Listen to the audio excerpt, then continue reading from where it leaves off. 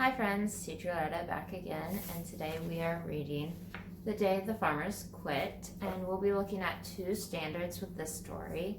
We have, I can tell who the author and illustrator are in stories and what their jobs are. So the author, the person who wrote the story, is Pequignot, and the illustrator who drew the pictures is Kate Daley. And the other standard we're going to be looking at is I can organize and make rhyming words.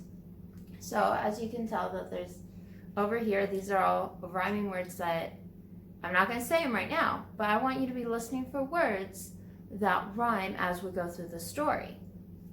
An example is right and night. So keep listening for those types of words as we read The Day the Farmers Quit. This is also a great story about the importance of farmers in our community and how much we truly need them. So I hope you enjoy The Day the Farmers Quit.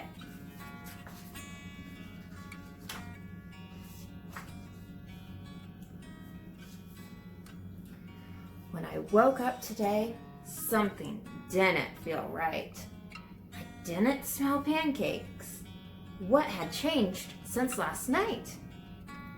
No signs of my parents. No sounds at all. Anyone awake? I heard myself call. I peeked out the window. And what did I see? No tractors, feed trucks, or farmers. Where could they all be?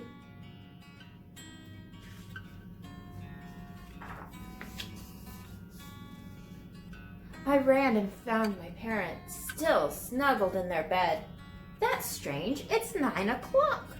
I looked around and said, I went to the fridge to get some breakfast to eat. To my surprise, it was empty. No yogurt, milk, or meat.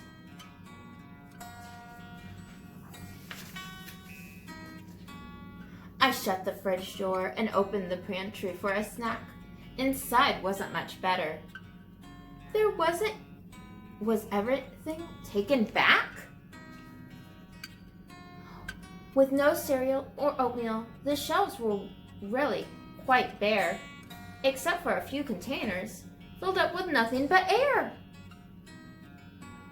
What's happening? I spoke as I held back my tears. I'd seen nothing like this in all my 10 years. I had to wake my parents. They know what to do. I hustled up the stairs, so quick I nearly flew. I rambled on to Mom and Dad all about the things that were missing, but it seemed that in their sleepy haze, they were hardly listening. Zzz, zzz.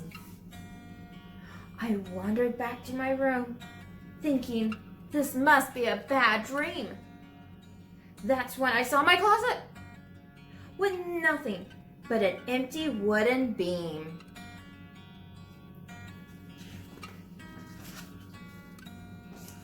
My clothes, my shoes were gone. They'd left without a clue. I clutched my head between my hands. What were we gonna do?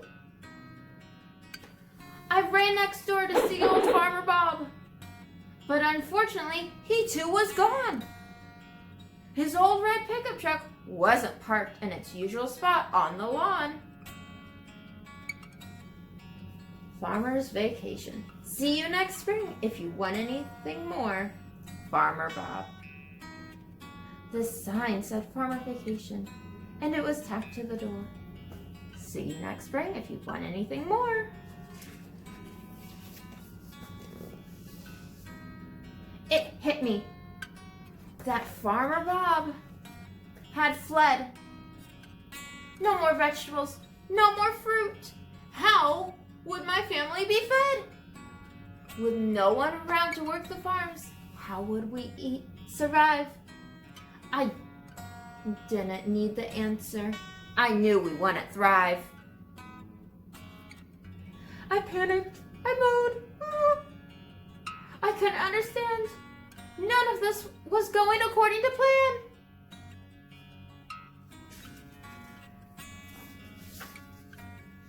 I jumped on my bike and headed straight into town. The conditions there had gone drastically down. The farmer's market, usually full of homegrown food, was sitting there empty, which just soured my mood.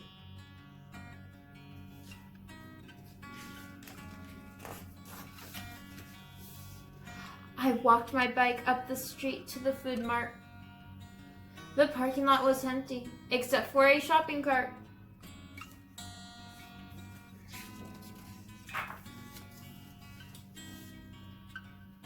Out back, I saw Mr. Miller, the manager of the store. He was waiting for the dairy truck, and he would be waiting some more. Who knew the world would stop turning, that we wouldn't survive without the people on the tractors helping us thrive? I sulked all the way home. Not an animal was in sight. That sad, sinking feeling lingered most of the night.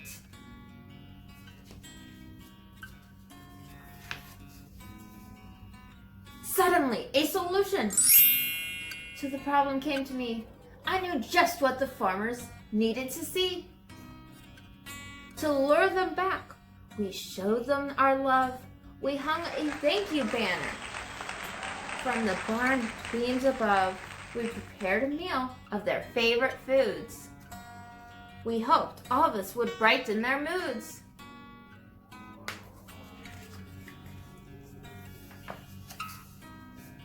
We invited all the farmers to join in the fun. We pleaded with them that their vacation must be done. We need you so much. We can't do this alone. You're producers of all the things that we own.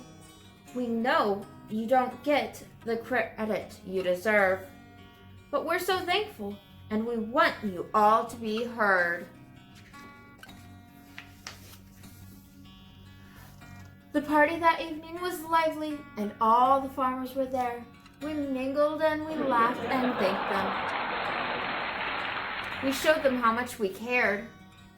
Farmer Bob stood slowly with his hat in hand. We just needed a break from working the land. Our job's never ending, and we work through most nights. We wake before daylight, there's no end in sight. We know that your needs are important too. That's why we always want to push right on through. Tomorrow, you'll have all the food that you need. We'll be back to work at lightning quick speed. And I answered, "Oh, thank you, dear farmer. That's just what we need. Now please enjoy this feast for your valuable deeds."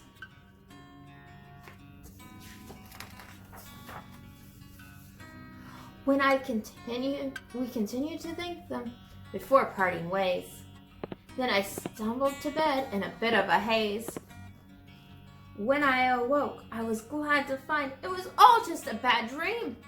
I never take for granted the hardworking farmers and his team. And that's our story. So I hope you were looking out for some of those rhyming words. Night, right, call all, CB, bed, said, eat, meat. Snack, back, bear air, tears, years, dew, flew, dream, beam, clue, do, door, more, survive, thrive, town, down, food, mood, mark, cart, store, more, sight, night, me, see, love, above, foods, moods, fun, done, hand, land, night, sights, need, speed, need, deeds, ways, haze, and dream, team. So those are the rhyming words that I hope you were heard as I read the story, and I hope you learned a little something about the importance of farmers. I am a farmer, and I know how important we are, and I want to share this message, and I think this is a great book for sharing the message of how important farmers are to our community and how much we need them. Bye for now.